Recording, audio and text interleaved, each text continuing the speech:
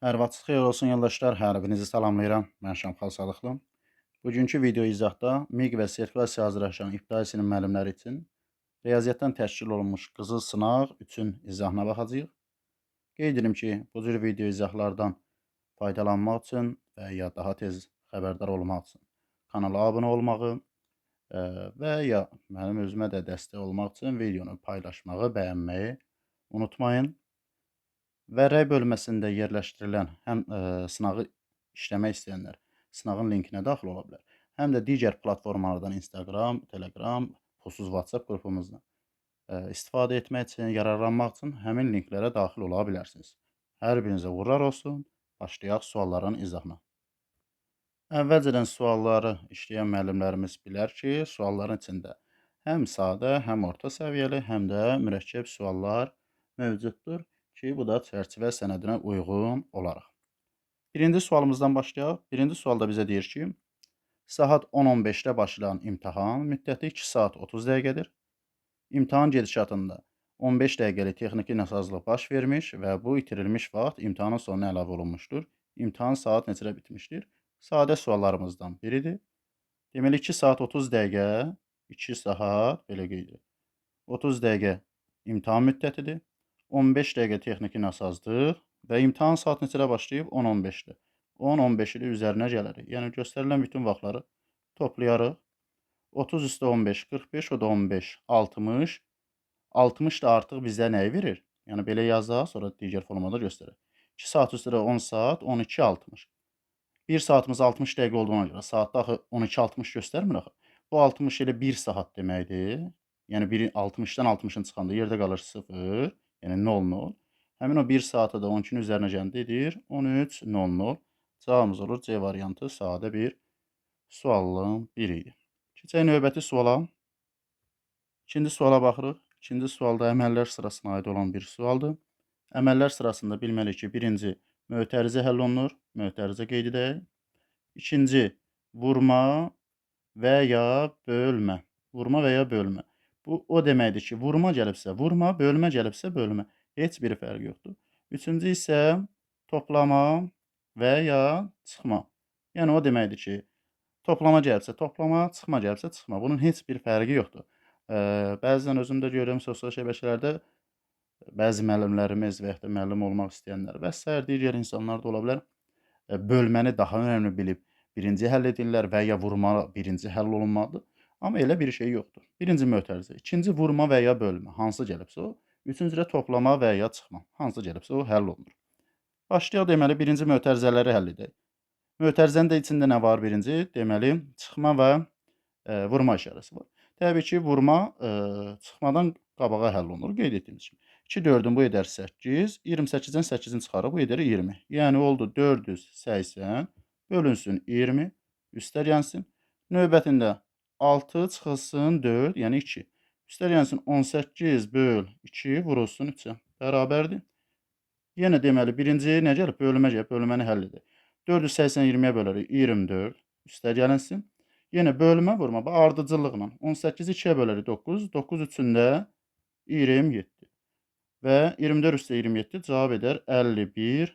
Sadə bir sualdır, sadəcə əməllər sırasını bilməyimiz yetərlidir.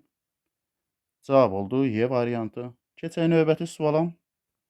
Üçüncü suala baxırıq. Üçüncü sualda bizə deyir, boş yeşiyin kütləsi içi tam alma ilə dolu olan yeşiyin kütləsinin 9-da 1 qədərdir. Yeşikdəki almaların 4-də 3 hissəsi satıldıqdan sonra yerdə qalan yeşiyin içindəkilərlə birlikdə kütləsi 24 kiloqram oldu. Başlanğıcda yeşikdə neçə kiloqram alma var? Deməli, bu tip suallar ola bilər ki, bir çox sınağı işləyən müəllimlərə və ya da müəllim olmaq istəyənlərə çətin kimi görsənir. Əsasən bu tip sualları seçməyimdə məqsəd odur ki, yəni bu sualların daha sadə həll yolları var. Yəni müxtəlif yolla təbii ki, burada olan və ya da digər test kitablarında, sınaqlarda olan, yəni bir sualın, yəni bir çox sualın belə deyək, bir çox sualın bir çox həlli də mümkün ola bilər. Amma çalışdığım qədər burada daha sadə formasını göstərirəm ki, yəni bu tip sualları görəndə artıq mürəkkəb gəlməsin sizə. Sizin üçün daha rahat olsun. Baxın deyir, boş yeşiyin kütləsi içi tam alma ilə dolu. Baxın belə fikirləşək də. Deməli alma var, alma kütləsi qeyd edək. Sonra yeşik var, yeşik. Bir də yeşik, üstəgəl alma. Bunlardan söhbət gedir. Bizə də nə lazım sonda deyir? Almanın çəkisi. Belə bu bizə lazım olan alma yeşik. Bizə deyir ki, həmin o boş yeşiyin kütləsi içi tam dolu alma ilə yeşiyin kütləsinin 9-da 1-i. İçi tam dolu olan alma və yeşik ikisi birlikdə. 9-da 1 hissəsidirsə, biz yeşik üstəgəl alma ikisini bir yerdə 9x götürərəm. Çünki 9-un 9-da 1-i 1x eləyir. Çünki 9-u 9-a bölüb 1-ə vuranda 1x. Deməli, həmin boş yeşiyin çəkisi 1x-dir. İkisi birlikdə 9x deyilmi idi? Əgər yeşik 1x-dırsa, 9-dan 1-in çıxın. Alma üçün nə qədər qalır? Alma da olur 8x. Bu qədər sadə. İndi tənliyi qururuq. Deyir ki, almaların 4də 3 hissəsi satıldıqdan sonra 8x-in 4də 3-ü satılırsa 4də 1-i qalır. Yəni 8-in 4də 1-i 2x. Və ya da 8x-in 4də 3-ü böl 4-ə vur 3-ə. Deməli 6x nə oldu? Satıldı, satılandı, satıldı. Nə qədər qalar? 8x-dən çıxanda 6x, 2x qalan. Və ya bayaq dediyimiz kimi, əgər 4də 3-ü satılıbsa, 4də 1 qalıb, 8-in 4də 1-i, yenə 2x. İndi bizə nə deyir? Yerdə qalan yeşiyin içindəkilərlə birlikdə kütləsi 24 kiloqram. Yerdə nə qaldı? 2x-lıq alma və yeşik ilə birlikdə. Yeşik də onsuz 1 kiloqramdır. Yəni daha doğrusu 1x-dır. Üstəgəl 1x. Birlikdə kütləsi 24. Onda 3x bərabərdir 24-ə. 24-ü 3-ə böləndə x bərabərmiş 8. Bizdən soruşur. Başlanğıcda yeşikdə neçə kiloqram alma var idi? Başlanğıcda olan almanı biz nə ilə ifadə etmişdik? 8x-ilə. X-də 8 olduğunu. 8 vur 8-ə cavab edər 64 kiloqram. Yəni B variantı. Güman edirəm aydın olmuş oldu. Keçək növbəti suala. 4-cü suala baxırıq. 4-cü sualda bizə deyir. Şəkildə bir-birinə xaricdən toxunan iki çevrə verilmişdir. Mərkəzi D nöqtəsi olan çevrənin diametri. Mərkəzi D nöqtəsi olan burada. Diametri. Diametrdə deyəndə diametr deyirik ki, 2 radius deməkdir. Yəni çevrənin mərkəzdən keçməklə 2 nöqtəsini birləşdirən düz xəttə diametrdir. Həmin bu diametr digər çevrənin, daha doğrusu mərkəzi B olan çevrənin radiusunun 3 mislindən. Radius deyəndə isə radius həmin bu qırmızı hissə. Radius isə çevrənin mərkəzindən çevrənin qıraq xəttinə qədər olan məsafədir. Diametrin yarısı. 3 mislindən 5 sm çoxdur və AD məsafəsi 27 sm olarsa DY məsafəsinin neçə santimetr olduğu soruşur. Digər çevrənin, yəni B nöqtəsi mərkəzi olan çevrənin radiusunu biz bilmirik. Həmin bu hissəyə biz x deyərik və digərinin diametri, yəni buradan bura olan hissə deyir ki, 3 mislindən x-in 3 misli 3x və 5 sm-də çox üstəgəlsin 5-dir. Sonra bizə nə deyir? Bizə deyir ki, AD məsafəsi, AD buradan bura olan hissə, həmin AD məsafəsi 27-dir. AD məsafəsini deyirsə, biz BC-ni bilirik də, BC x-dir. BC x olduğuna görə radiusdur axı. Deməli, onda AB də x olmalıdır. Bu da radiusdur. Radiuslar bir-birinə bərabərdir. A-dan D-yə qədər nələri görürük? Deməli, A-dan C-yə qədər x, üstə x, yəni AB x, BC x, üstə gəlsin. Ümumi biz bilirik, C-dən E-yə bu diametrdir. Radius bunun nəyi olmalıdır? Yəni 3x plus 5-in nəyi? Yarısı. Çünki radius diametrin yarısı.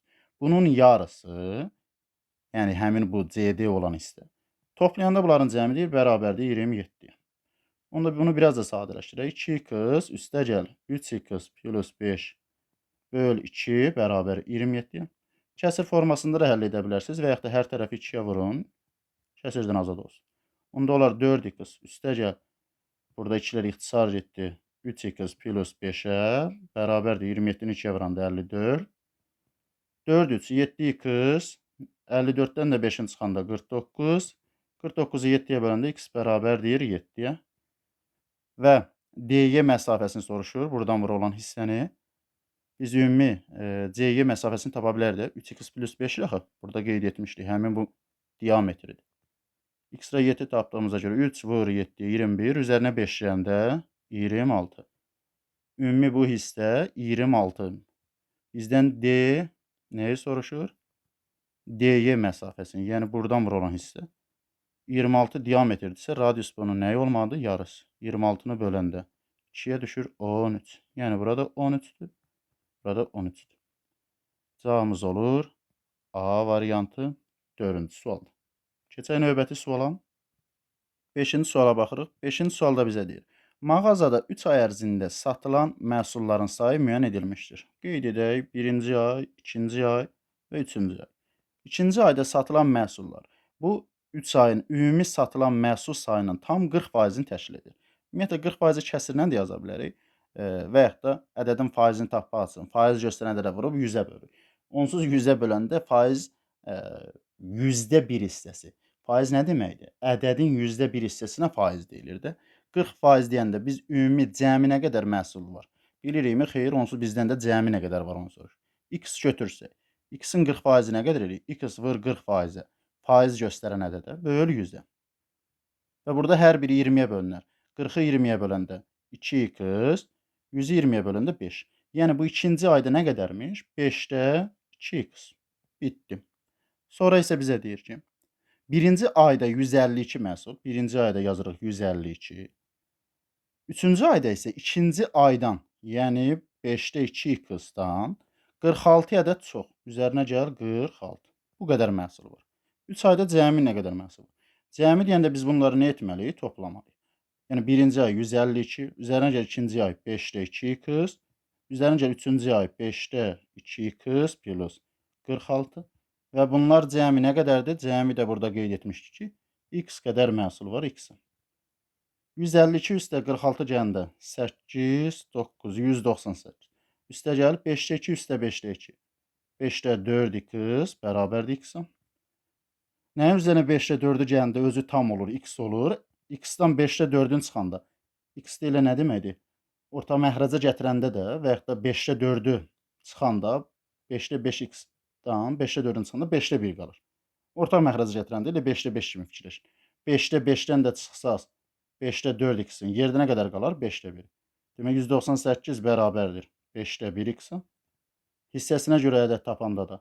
Onda x bərabərdir 198-i vururuq 5-ə, bölürük 1-ə. X də bərabər olacaq buradan. 5-8-in 40, 5-9-un 45, o da 4, 9, 4 yadda 5-1-5, o da 4, 9. 990. Cəmi bizdə onsuz nə qədər məhsul var soruşurdu. X ilə ifadə etmişdik və x 990 olmuş oldu. Güman edirəm, aydın olmuş olar. Keçək növbəti suala. 6-cı suala baxırıq. 6-cı sualda bizə deyir: bir ailədəki 2 uşağın yaşları hasili valideynlərinin yaşları fərqinə bərabərdir. 4 il sonra uşaqların yaşları hasili valideynlərin yaşları fərqindən 40 vahid çox olacaq. Uşaqların yaşları fərqli olarsa, böyük uşaq kiçik uşaqdan ən çox neçə yaş böyük ola bilər? Məsələyə baxanda biraz qəliz kimi görsənir. Birinci biz bunu ibtidai sinif müəllimləri üçün şifahi yolda deyək ki, bu tip məsələləri gördükdə artıq şifahi şəkildə həll etsinlər. Yadda saxlamalıyıq ki, yaşları fərqi deyirsə, yaş fərqi insanlar arasında heç vaxt dəyişmir. Yəni, ata ilə ananın arasında nə qədər yaş fərqi varsa, valideynləri burada nəzərdə tutub, bu yaş fərqi ömür boyu da belə olacaq. Və əvvəlki yaş fərqləri deyir ki, ona bərabərdir. 4 il sonra, 4 il keçirsə 2 uşaq da axı, hər biri 4-4 artır. Yəni, yaşı 4-4 artır. Deməli, yaşları da hasılı 4 vur 4, bu qədər, yəni əlavə artmalıdır. Və deyir, yaşları fərqindən 40 vahid çox olacaq. Onda biz 40-dan çıxsaq 16-nı, bu eləyir neçə? 24. Deməli, yaşları cəmi həmin bu 4 ilə görə 24 də fərq buradan yaradıldı. Bunda 24-ü böləndə 4-ə düşür neçə? 6. Deməli, yaşları cəmi 6 imiş. Yəni, bir uşaq və ikinci uşaq, belə qeyd edilir. Yaşları cəmi 6 olduğuna görə. Bu hansı ədədlər ola bilər? Deməli, birinin 1 yaşı olanda, digəri 5 yaşında olar. Birinin 2 yaşı olanda, digərinin 4 yaşı olar. Birinin 3 yaşı olanda, digərinin 3 yaşı ola bilər də, düzdürmü? Bunlardır. Yaşları hasilin verib bizə, düzdürmü? Bizə də deyir ki, yaşları fərqli. Fərqlidirsə 3-3 ola bilməz. Və böyük uşaq, kiçik uşaqdan ən çox nə qədər deyir ki, böyük ola bilər. Biri 4, biri 2 olanda 4-dən 2-sini çıxsaz 2 edər fərq. Biri 5, biri 1 olanda 5-dən 1-ini çıxsaz 4 edər. Yəni, ən çox neçə edə bilər? 4 il böyük ola bilər. Bu, belə deyək, ibtidai sinif müəllimləri üçün şifahi şəkildə həll olunan bir şeydir. İndi isə bunu yazılı formada da göstərim. Yazılı formada isə belə qeyd edək. Böyük uşaq qeyd edək, böyük uşaq və kiçik uşaq. Bu formada qeyd etdik. Həmin bu uşaqların yaşları hansıdır? Yəni, böyük uşağın yaşına A deyək, kiçik uşağın yaşına B bitsin. Daha sadə görsənsin. Demək, yaşları hansıdır? A vur B. Valideynlərin yaşları fərqinə. Yaşların fərqini valideynlərdə x götürək. Və heç vaxt da yaşları fərqi bunların dəyişməyəcək. Demək, A vurulsun B bərabərdir x-a. 4 il sonra deyil. 4 il sonra deyirsə 4 yaş böyük uşağın yaşı artır, 4 yaş da kiçik uşağın. Deməli, artıq A üzərinə gəl 4 vurulsun B üzərinə gəl 4 olur. Və valideynlərinin yaşları fərqindən, yəni x-dan 40 vahid çox olacaq. Çox olacaqsa, valideynlərin yaşları fərqi heç vaxt dəyişmir, x olduğu kimi qalacaq. Çünki insanlar arasında yaş fərqi dəyişmir. 40 vahid çoxdursa, onda biz həmin o fərqin üzərinə 40 gəlsək, bunlar bir-birinə nə olmuş olar? Bərabər olmuş olur. İndi bunu həll edək. Birinci A-nı vuraq, paylama qanunu. Təsəvvür edin, bu 4 yoxdur. A-nı həmin B üstə gəl 4-ə vuranda nə etməli? Həm A-nı vurmalıyıq B-yə. Bunlar A, B. Üzərinə gəl A-nı 4-ə vuranda 4A. Üzərinə gəl. İndi 4-ü vuraq. 4-ü B-yə vuranda 4B. Üzərinə gəl. 4-ü 4-ə vuranda 16. Bərabərdir x plus 40-a. Burada deməli yazarıq AB üstə gəlsin. 4A üzərinə gəl 4B-dir. 4-ü kənara çıxardaq.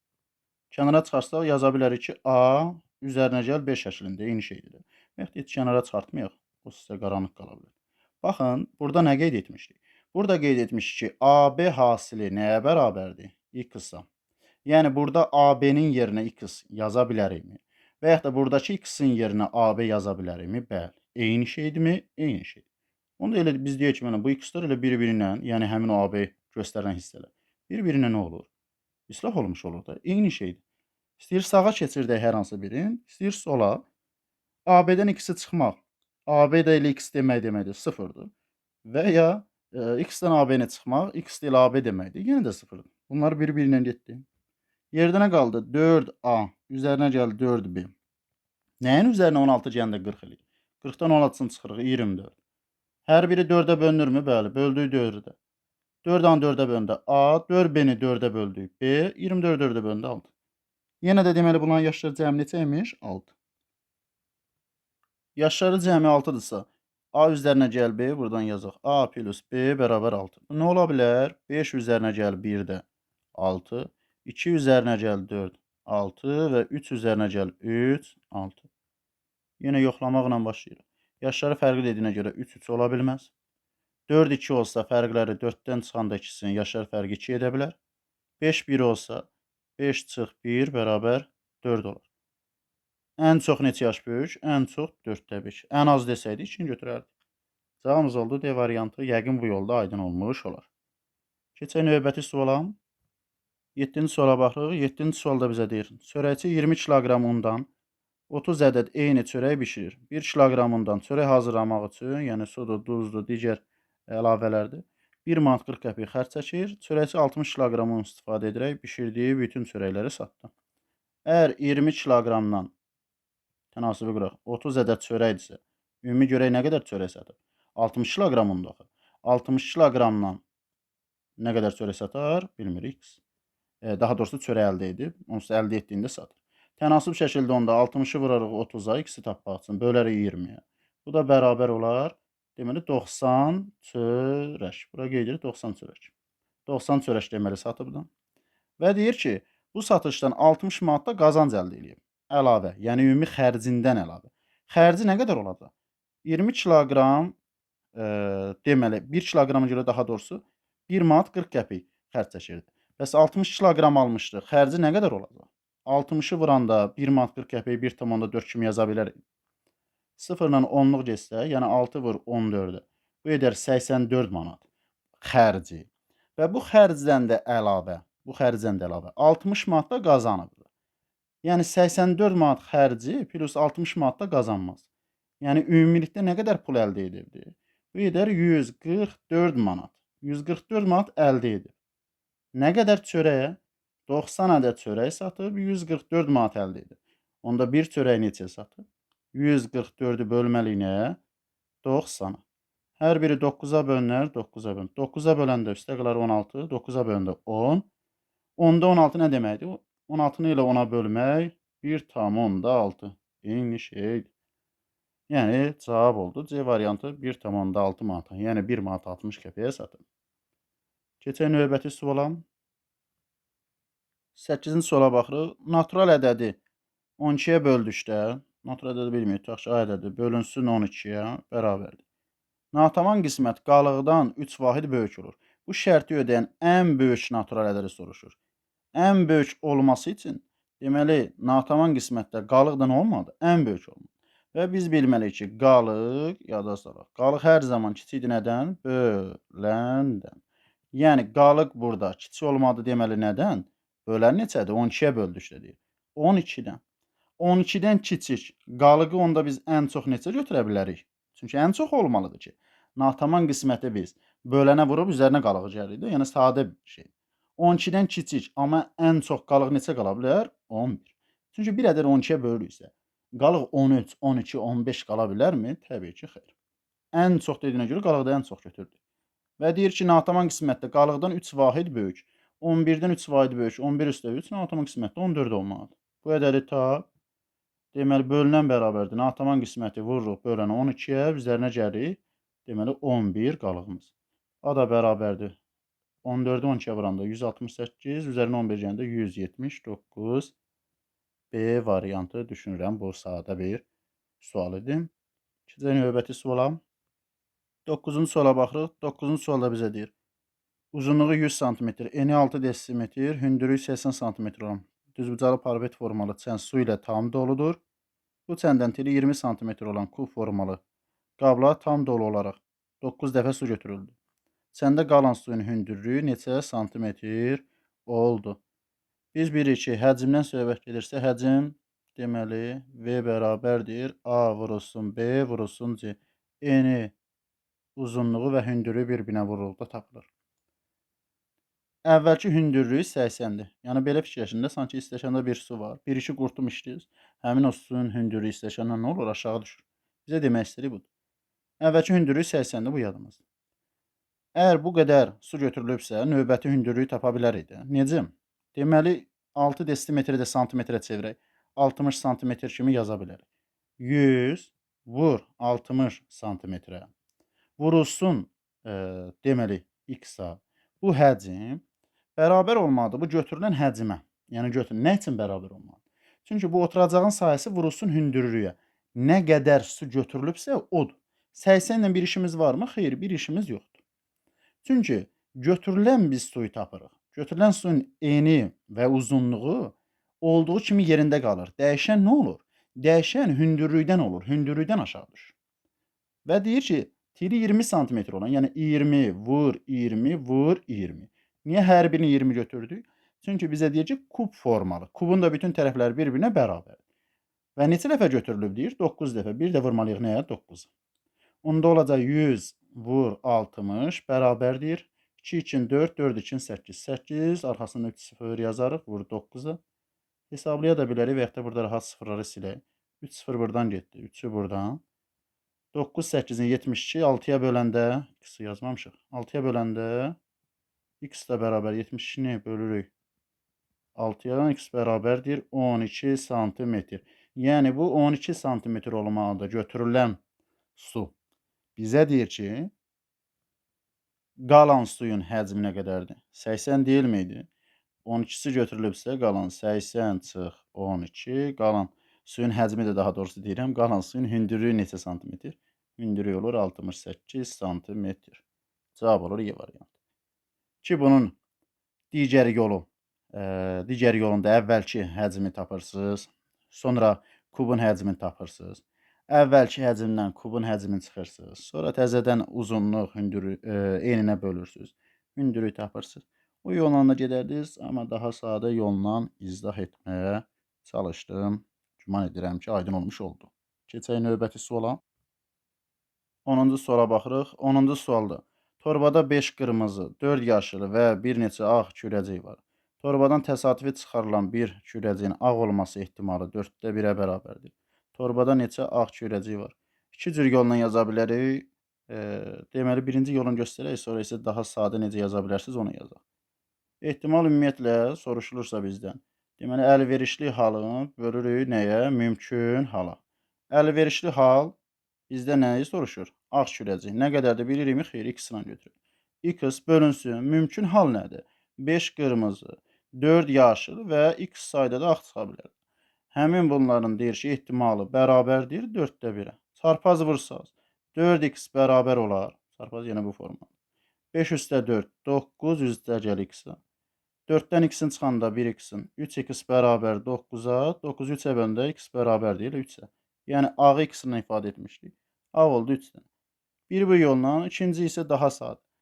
Əgər ağ çıxma ehtimalı 4-də 1-dirsə, çıxmama ehtimalı onda nə qədərdir? Tam hissədə, yəni 4-də 4-dən 4-də 1-ə çıxanda 4-də 3 çıxmaz. Yəni, çıxmayan, olmayan ehtimal. Yəni, ağ deyilsə, məcburən o nə olmalıdır? Qırmızı və ya yaşıl olmalı. 5 üstə 4 neçə eləyir? 9. Yəni, deməli 4-də 3 hissəsi çıxma, ağ olmayan hissə. Yəni, bu 9 dənə ağ olmayan hissə. Hissəsinə görə də tapanda 9-u 3-ə bölüb 4-ə vuranda bu eləyir 12. Yəni, ümumilikdə həmin o torbada 12 ədəd kürəcik var. 9-u qırmızı ilə yaşılıdır. Yəni, 12-dən çıxırıq həm 5 qırmızını, 4 yaşılı. 9-dan çıxanda yerdə neçə qalmış olur? Yenə də cavab 3 olmuş olur. Yəni, 2 yolun ikisi ilə də eyni cavabı almış oluruq. Keçək növbəti suala. 11-ci suala baxırıq. 11-ci sualda bizə kəsrlər verib və deyir ki, kiçikdən böyüyə doğru düzgün düzlükü hansı variantda verilmişdir? Baxaq. Görürük ki, hər biri 2 tamlandır. 2 tamlara ehtiyac yoxdur. Deməli, hər birində onsuz 2 tam var. 2 tamlara ehtiyac yoxdur. Sadəcə kəsrlərə baxmamız ehtiyacdır. 8-də 3. Müxtəlif cür həll edə bilərsiniz bunu. Müxtəlif cür deyəndə, yəni ortaq məxrəcə də gətirə bilərsiniz ki, 2 tamları siləndə artıq A bərabərdir 8-də 3, B bərabərdir 2 tamını siləndə artıq qalır 0,36, C bərabərdir 5-də 2.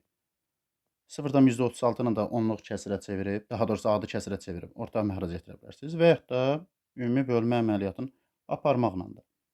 3-ü böləndə deməli 8-ə, 3-ün içində 8 0 dəfə, yəni 0 tam. 30-un içində 8 3 dəfə 24, 6 qalar. 60-ın içində 8, 7 8-in 56, 4, yanına 0 yazıq, 40-ı böləndə 5. Artıq A bərabər olacaq deməli neçə?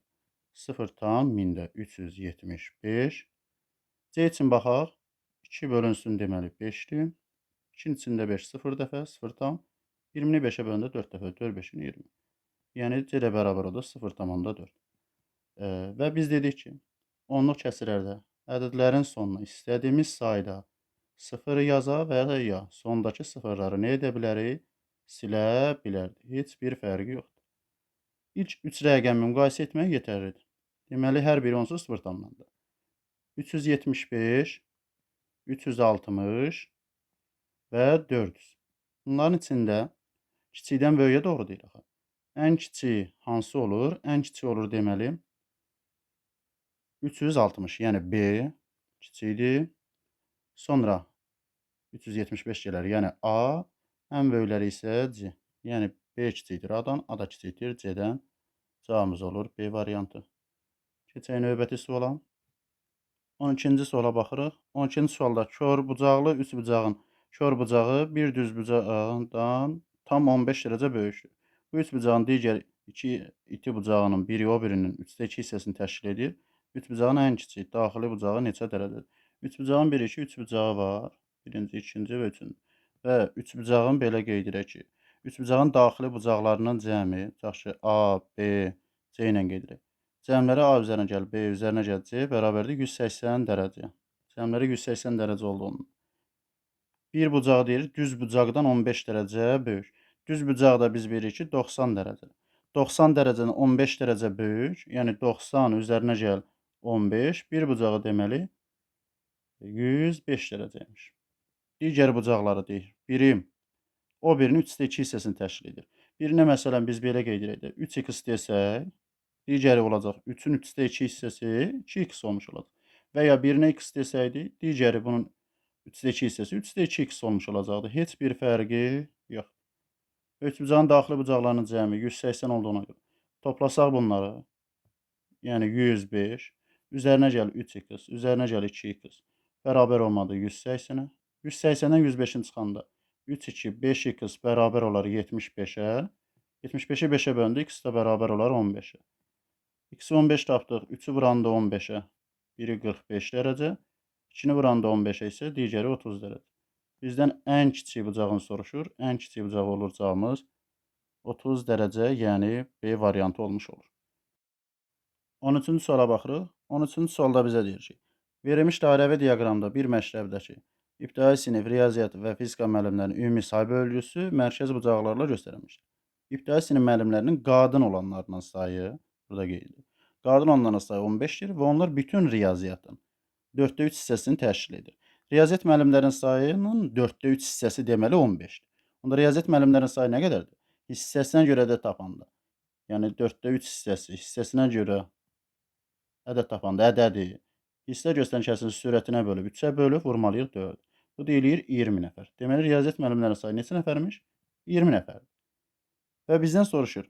Məktəbdə ibtidai sinif müəllimlərdən neçə nəfəri kişidir? Biz burada dairəvi diaqram dediyinə görə bu işarə ilə bilirik ki, bu bizə 90 dərəcəni göstərir. Yəni düz bucaq. Və dairəvi diaqram özü tam bucaq olduğuna görə 360 dərəcə. 90 dərəcə fizika olanların sayını və 120 dərəcədə ibtidaini göstərir. İbtidai sinif müəllimlərinin sayını çıxanda yerdə qalır neçə dərəcə? 150 dərəcə. Yəni riyaziyyat müəllimlərinin sayını göstərən hissə neçə dərəcəyə uyğunmuş? 150 dərəcə. Riyaziyyat müəllimlərinin sayında biz tapdıq. Neçə nəfərdir? 20. Onda 150 dərəcəyə 20 nəfər yerləşirsə, bizdə ibtidai sinif müəllimlərin qadın olanların sayını bilirik, amma ümumi sayı bilmirik. Bəs ibtidai sinifdə ümumi neçə nəfər var? Yəni 120 dərəcəyə neçə nəfər yerləşir? Bilmirik. X. Çarpaz vuranda 150 vur x bərabərdir 120 vurulsun 20 olmuş olacaq. Və buradan deməli nə edə bilərik? Sıfırları siləyə ehtiyac yoxdur bunlara. 12, 20, 20 ilə 15, hər biri 5-ə bölünər 4 yazarıq. 5-ə böldü 3, 3 ilə də 12 böldü burada qalar 4, 4 4-ün 16, x bərabər olar 16. Və yaxud da 120-ni 20-yə vuranda 24, 2400, 2400-ü də 150-yə böləndə yenə 16. Yəni ümumi ibtidai sinif neçə nəfərdir? 16 nəfər. Həmin bu 16 nəfərin 15 nəfəri qadınıdır axı.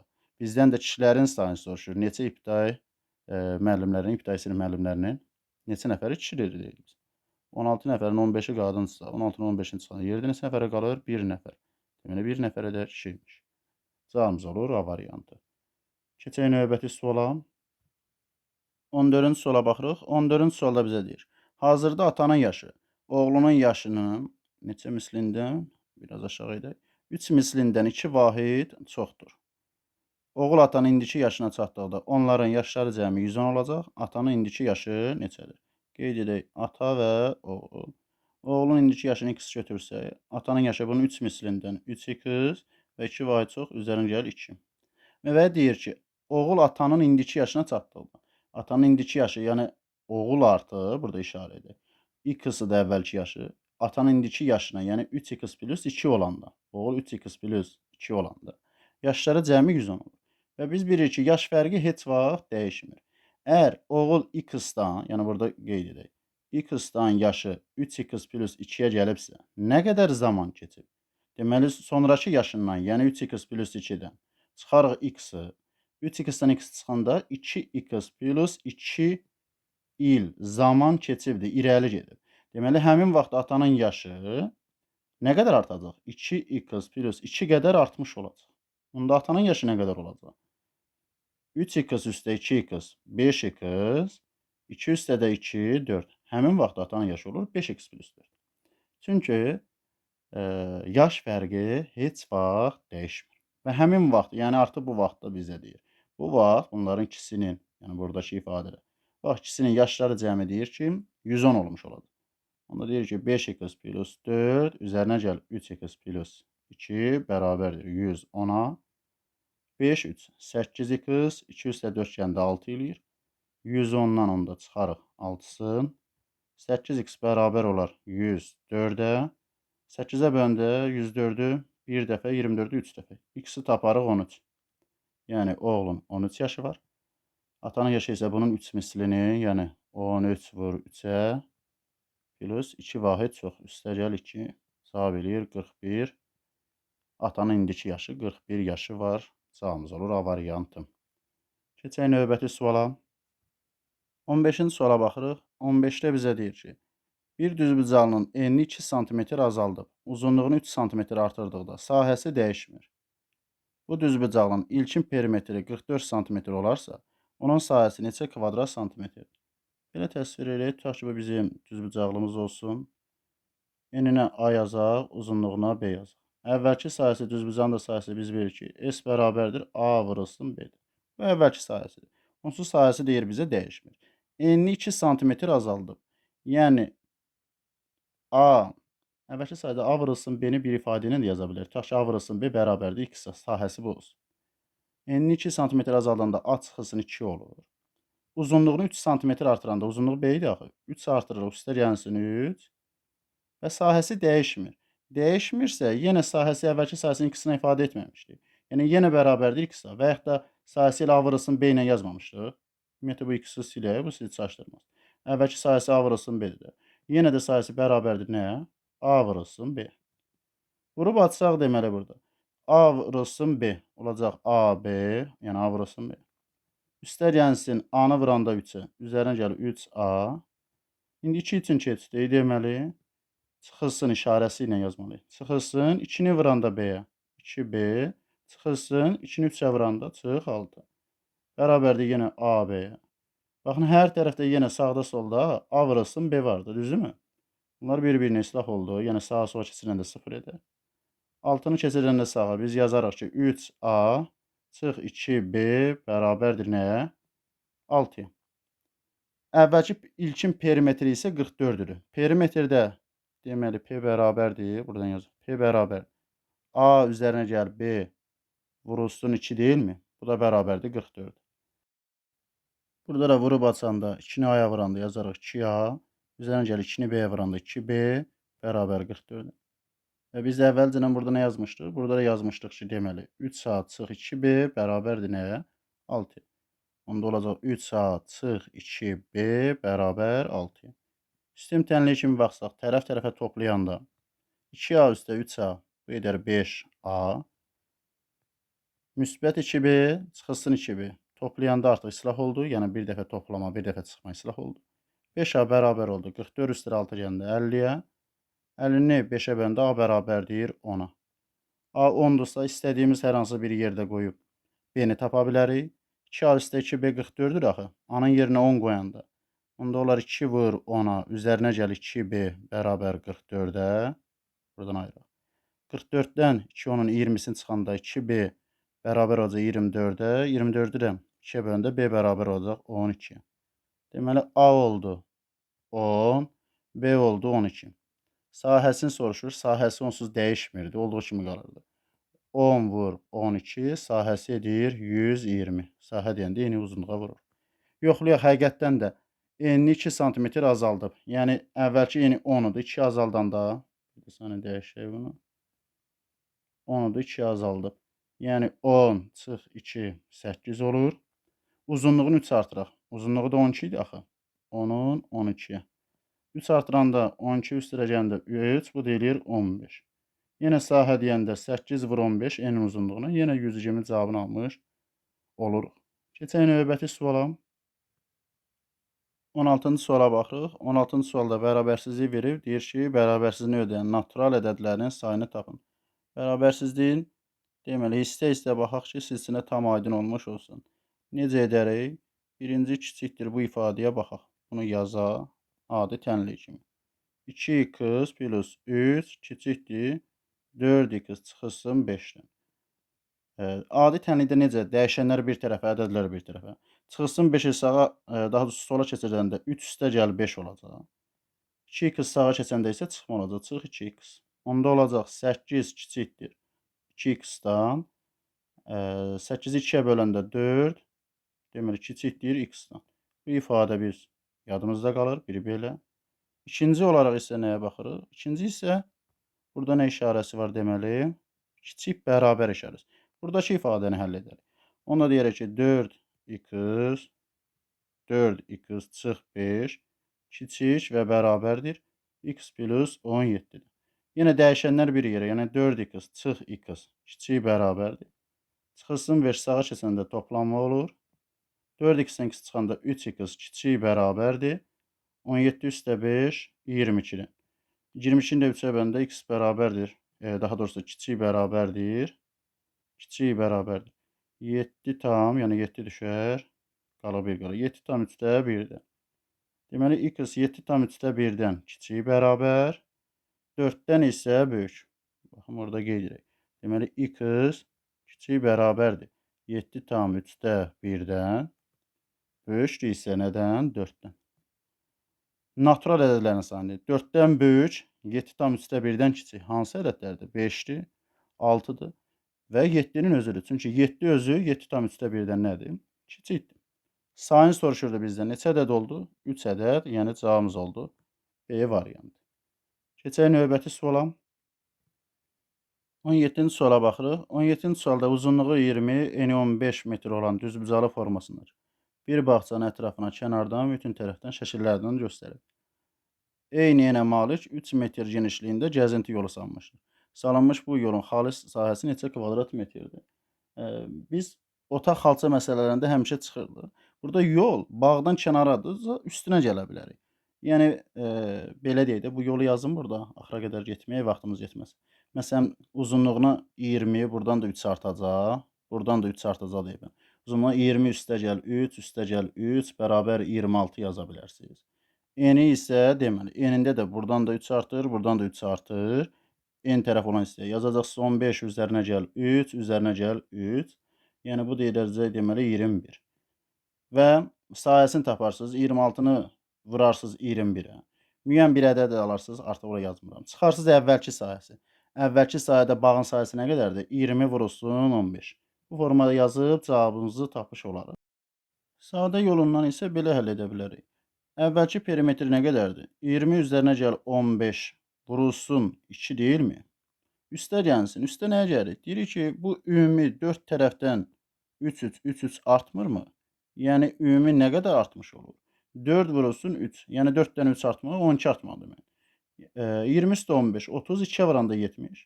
4 üstündə 12, 70 üstə 12, bu deyilir 82 metr. Ümumi 82 metr reyndə olur. Onsuz bizə deyir ki, hər tərəfdən 3 metrdir. Onda sahəsini tapmaq üçün en uzunluğa vurulmalı deyilmi? Bunda 82 ilə vurulsun 3-ə. 3 2-nin 6, 3 8-in 24. Deməli, həmin o yolun hissəsinin sahəsi nə qədərdir? 246. Və yaxud da qeyd etdiyim kimi, hər zamanki yolumuzdan böyük sahədən kiçik sahəni, yəni ümumi sahəni çıxanda, bağı çıxanda yerdə qalır nə? Yol. Güman edirəm, aydın olmuş oldu. Keçək növbəti suala. 18-ci suala baxırıq. 18 sualda tənlik verir və tənliyi həll edin, 2 qatını tapın x-in. Birinci biz bu mötərizəyə burada olan bu ifadəyə 1 x kimi baxsaq. 9-dan neçə çıxıb ki 2 qalıb? Demək, birinci 9-dan 2-ni çıxarıq 7. Deməli, buradakı ifadə nəyə bərabərmiş? 7. İndi 1-1 həll edək. 7-ni elə yazdıq ki, sübətdir. Həmin bu ifadə, mötərizəyə olan ifadə. 1x kimi baxsaq, nəyə böləndə 6-ya 7 düşür? Onda ikinci əksinə 7 vur 6-ya 42 imiş. 6 ilə də iş bitdi. Sağdan solda mötərizə silə. Birini buradan silirik, birini buradan silirik. Ümumi indi buradakı ifadə, yəni buradan bura olan ifadə 1x kimi baxsaq. Nəyin üzərinə 8 gəndə 42 eləyir? Əksini onda 42 çıxılsın 8. Bərabər olur 34-ə. Demək, 8 ilə də iş bitdi. Ümumi buradakı ifadəyə baxsaq, burada göstərilən. Vurub 2-yə 34 al. Onda əksinə 34-ü bölərik 2-yə düşər 17. Və 5-ci. Nədən 4 çıxanda 17 eləyib? 2 ilə də iş bitdi. Onda 17 üzərinə gəlirik 4. Edir 21. Və sonuncu 7-ni 4 ilə də iş bitdi. 7 neçəyə vurub 21 edib? Buranı artıq silə qarışıq görsənməz. Onda 21-i böldük. 7-yə düşdü 3. Yəni 1-1 yazdım ki, tam aydın olmuş olsun. Şimdi 3 cavabını götürmürük təbii ki. Çünki bizə deyir ki, 2 qatını tapın. X-in 2 qatı. X 3-dür 2 qatı. 3 vur 2. Cavab oldu 6. Yəni D variantı olmuş oldu. Ekran silək və növbəti 19-cu suala baxaq. 19-cu sualda isə bizə deyir, ifadəsinin qiyməti neçə ara bərabərdir? Deməli, bilməliyik ki, 1 hektarla göstərir. 1 hektar bərabərdir 100 ara. Çünki 1 hektar 10.000 kvadrat metrdir. 1 arda 100 kvadrat metrdir. 10.000 də 100-ə böləndə 100 ara olmuş olur. Deməli, hektarı yazdıq, arla kvadrat metr yazdıq. Bir də bizdə nə var? Kvadrat desimetr və onu da yazaq. Deməli, 1 metr 10 desimetrdir. Bəs 1 metr kvadrat, yəni 1 kvadrat metr nə qədərdir? 10-u 10-a vuranda bu deyilir 100 kvadrat desimetr. Bəs onda 1 ar neçə kvadrat desimetr edər? Hissə göstərir. Biri 100-dürsə, 1 arda 100 kvadrat metrdir axı. 100-ü 100-ə vursaz, bu deyilir 10.000 deməli kvadrat desimetr. Bu formada qayda ilə də gedə bilərsiniz və yaxud da hissə də gedə bilər. İndi başlayaq, ifadəni yazaq. 3,2-də 1 hektar. 3, 2-nin 6, o da 1, 7 edər. Yəni 2-də 7 hektardır. Bunu ara çevirmək üçün 1 hektar 100 arıdır axı. Vurmalıyıq nəyə? 100-ə. Üzərinə gəlsin. Deməli 14.000 kvadrat desimetrdir. Və biz 1 ar 10.000-dir axı. Onda buradakı ifadəni, yəni 14.000-i kvadrat desimetri ara çevirmək üçün 1 ar 10.000-dirsə, bölməliyik nəyə? 10.000. Arxasına 4 dənə. Və sonra çıxılsın 25.000 kvadrat metr. 1 ar 100 olduğuna görə çıxılsın, onda 25.000 içində neçə 100 var? 25.000-i bölməliyik nəyə? 100-də. Kəsr xətti ilə də bölmə yaza bilərsiniz. Digərində heç fərqi yoxdur. İndi bir-bir hesablasaq. 2 ilə 7-ni 100-ə vuranda 2 ilə 7, daha doğrusu 100 ixtisar gedər, 50 qalar. 7-ni 50-yə vuranda olar 350. Üstlər gəlsin. 3 0 buradan sildik, 3-ünü buradan silərik. 14-ü 10-a böləndə 1,4 çıxılsın. 2 0 buradan, 2 buradan gedər, 250-si. Bu da bərabərdir. 350-dən 250-sini çıxanda 100. 100 üstlərə 1,4 gələndə bu deyilir 101,4. Yəni cavabımız olur C variantı. Sizə göstərdim. Güman edirəm ki, aydın olmuş olar. Keçək növbəti suala. Və nəhayət 20-ci və sonuncu sualın izahına baxırıq. İzaha keçməmişdən bir daha qeyd edim yoldaşlar. İzahların, videoların sizə faydası varsa, kanala abunə olub, bildirişi aktiv etməyi unutmayın. Və sizlər də dəstək üçün videonu bəyənib paylaşa bilərsiniz. Paylaşdıqca daha da, necə deyək, qarşı tərəfə də kömək etmiş olursunuz. Həm motivasiya vermiş və s. Dərslərə də qoşulmaq üçün isə rəy bölməsində qeyd olunan, ümumi videolarda qeyd olunan əlaqə nömrəsinə və yaxud da burada ekranlara göstərək 055 780 66 37 nömrəsinə yaza və ya zəng vura bilərsiniz. Başlayaq. 20-ci sualda izah edək və yekunlaşdıraq. Kiloqramı 6 manat olan 15 kiloqram şokolad ilə kiloqramı 10 manat olan bir neçə kiloqram şokolad qarışdırdılar və alınan qarışığın hər kiloqramı 9 manatdan satdılar. Əgər bu şokoladları qarışdırmadan hər birini ayrılıqda öz ilkin qiymətinə satsaydılar, əldə olunan ümumi məbləğ indiki qarışıq satışdan 12 manat az olardı. Kiloqramı 10 manat olan şokoladdan neçə kiloqram istifadə olunmuş? Baxın, hissə yazaq. Kiloqramı 6 manatdır, 15 kiloqramdır. Nə qədər pul qazanardılar? 6 vurulsun 15-ə. Deyərdik ki, bu qədər pul qazanırlar da. Çünki 1 kiloqramı manat olduğuna görə. Üstə gəlsin. Kiloqramı 10 manat olan həmin o şokolad bilmirik nə qədərdir. 10 manatdır. Və neçə kiloqramdır? Biz bunu bilirikmi? Xeyr. X-ə vurmalıyıq da. Çünki 7 kiloqram olsa, onu 7-yə vurarıq, deyirik 70 manat edir. 8 kiloqram olsa, onu 8-ə vurarıq, deyirik 80 manat qazanılır. X kiloqram olduğuna görə X-ə vurduq. Və bu qədər pul əldə etməlidirlər. Və deyir ki, bunları qarışdırdılar.